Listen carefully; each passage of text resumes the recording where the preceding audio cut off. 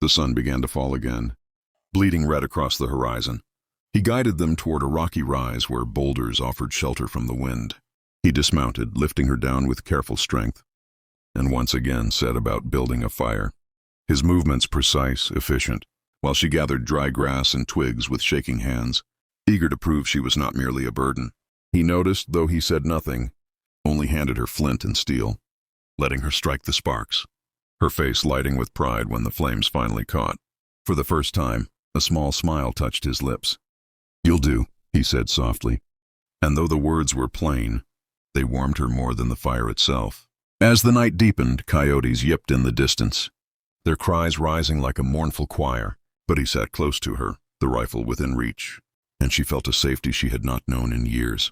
The silence between them stretched, filled not with awkwardness but with something unspoken, until at last she whispered, "You never told me your name." He looked into the flames, his face carved by shadows. "They call me Colt," he said, his voice steady, as if the name carried history enough to stand on its own. She repeated it softly, tasting the sound, and then offered her own. "I'm Anna." Their names hung between them like a bridge, fragile but real, and in that moment, something shifted, the beginnings of trust taking root in the barren soil of fear. The night wore on, the fire snapping and crackling, and though she tried to fight it, exhaustion pulled her under, her head resting lightly against his shoulder. He did not move, did not wake her, but sat through the long hours, watching the stars wheel overhead, listening to the restless whisper of the prairie, every sense alert for danger. At dawn they rode again, the sky a blaze of pink and gold, and as the miles fell away, new trials rose up. A storm brewed on the horizon, dark clouds rolling low, lightning splitting the sky, and the wind grew fierce, driving dust into their eyes. The horse fought against the gusts, but Colt's grip was steady, his voice low and calm as he urged the animal forward. Anna clung to him, terror clawing at her as the thunder rolled like cannon fire. But through it all he remained unshaken, guiding them toward a distant grove of trees where they found shelter as the rain broke. Sheets of water lashing the earth, they huddled beneath the branches, soaked and shivering, and for the first time she saw him falter, his hands trembling as he struggled to coax a fire from damp wood. Without thinking, she reached out, covering his hands with hers, lending what little strength she had, and together they coaxed flame into life.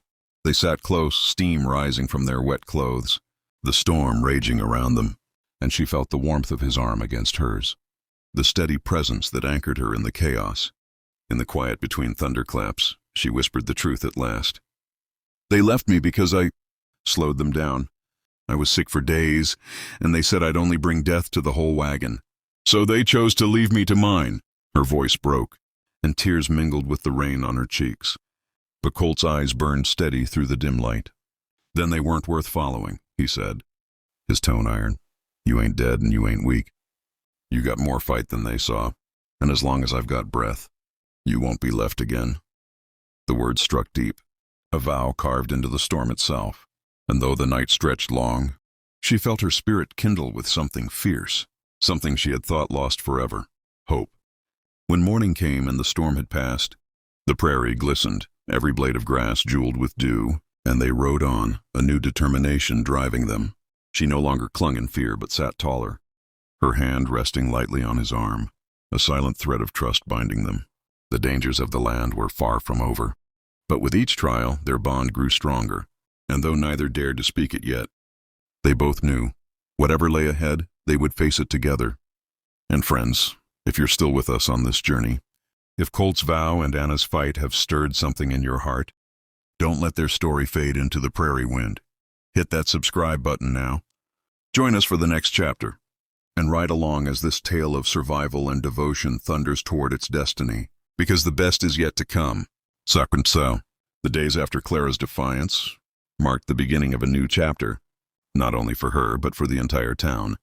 For word spread quickly of the moment she stood against her father with Colt at her side.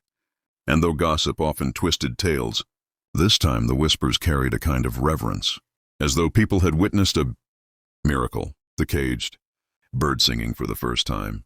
Clara felt the shift within herself too, the fear that once defined her. Footsteps was slowly replaced with a strange new rhythm, something like freedom but unfamiliar. a melody she was learning to trust. Yet change never comes without resistance, and her father, humiliated and stripped of the power he wielded for so long, stewed in silence, his pride festering like a wound he couldn't heal. He lingered in corners, his eyes burning with resentment, watching as Clara laughed with neighbors painted by the river, and even began helping at the local schoolhouse. Her hands, once only used for chores, now shaping the minds of children who adored her. Colt kept a watchful eye, not hovering but present, as steady as the horizon, reminding Clara with every nod and smile that she was no longer alone.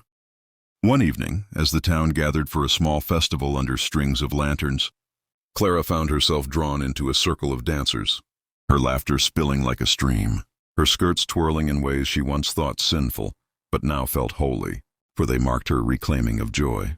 Colt leaned against a post, arms crossed, his usual stoic calm softened by the quiet pride in his eyes, but his hand never strayed far from the revolver at his hip, for he knew a man consumed by bitterness was a dangerous man.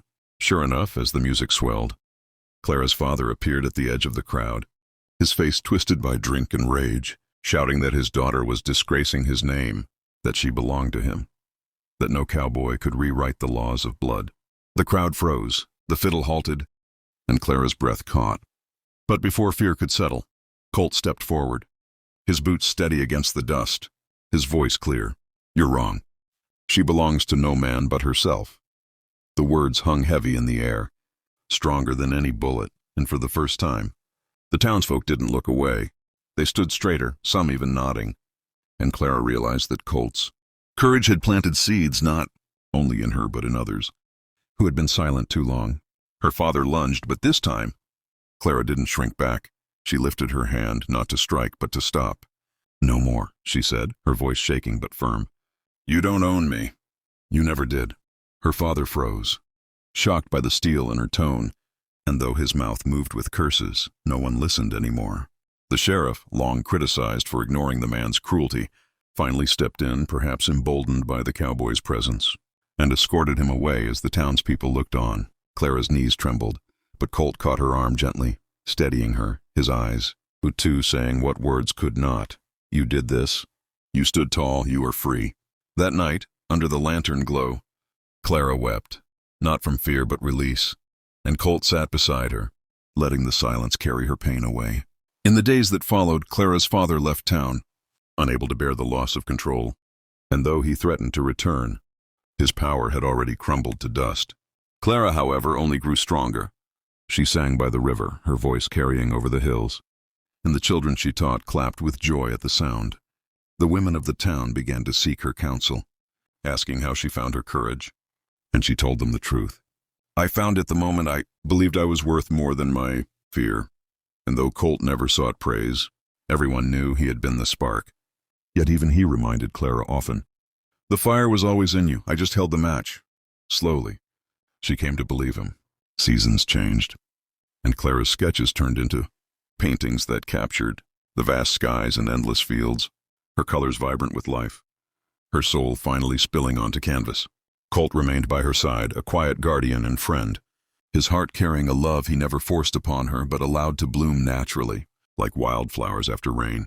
And one evening, as they stood together watching the sunset paint the world in gold, Clara turned to him and said, "You taught me what freedom looks like, Colt, and I'll spend the rest of my life painting it." His rough hand brushed hers, their fingers lacing not with urgency but with promise. And in that touch, Clara knew her story was no longer about surviving but about living. And so, from the shadows of abuse rose a woman unbroken. From the silence of pain rose a voice that would never again be silenced. And from the dust of cruelty rose a bond forged not in chains but in choice. If you've followed Clara's journey this far, if you've felt the fire of her courage and the steady hand of Colt guiding her into the light, then don't stop here. Subscribe to this channel. Join this family of dreamers and believers, because together we'll keep sharing stories that remind us all that, even in the darkest night, hope rides in, steady and true, whispering the words that change everything, never again. The prairie was never gentle for long, and by dawn the wind had turned sharp, carrying with it a chill that crept into the bones. But the cowboy rose before the sun, tending the fire's embers, his breath misting in the half-light, while the woman stirred beneath the weight of his coat. her fragile body wrapped in the warmth he had given. She woke with a start, her eyes darting, fear still chasing her dreams, but calmed when she saw him sitting a few feet away, head tipped low, rifle resting across his knees, the picture of silent vigilance. For a moment she simply studied him, the way his shoulders bore a quiet strength, the way his eyes scanned the horizon as though reading secrets in the shifting grass. And she realized he was more than a rescuer. He was a man who lived by a code she had only begun to understand. She sat up slowly, brushing strands of hair from her face, her voice small as she whispered, "You really stayed." He turned his gaze to her, not smiling, but there was a softness in his eyes that carried more than words could. "I told you I would." He rose then, every movement deliberate, and set about preparing the horse, checking the cinch, adjusting the bridle, his hands steady, practiced from years of routine. She watched, the weight of her abandonment still pressing against her heart, but a new thread of hope weaving quietly through her fear. The prairie stretched before them like an ocean of gold and green, endless and uncertain, and as he lifted her into the saddle before him, settling her safely against his chest, she realized she did not even know his name.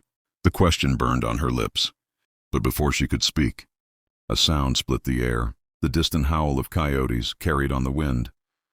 His arms tightened slightly around her as he clicked his tongue and urged the horse forward, moving at a steady trot across the open land. The day grew warmer, the sun climbing high, its heat pressing down until the earth shimmered, and she felt the thirst clawing at her throat. He seemed to sense it before she spoke, reaching into his saddlebag for a canteen, pressing it into her trembling hands. "Small sips," he said, his voice firm but kind, and she obeyed. The water cool and life-giving, though the taste of iron lingered from the tin. She passed it back, and as their journey stretched on, she began to find courage enough to ask, her voice still fragile, Why did they leave me?" The cowboy's jaw tightened, but he shook his head. "That's a question for you to answer when you're ready. Doesn't matter much right now. What matters is keeping you alive." His words struck her with both comfort and pain, for though he did not demand her story, she could feel the truth pressing inside her, a truth too heavy to speak yet.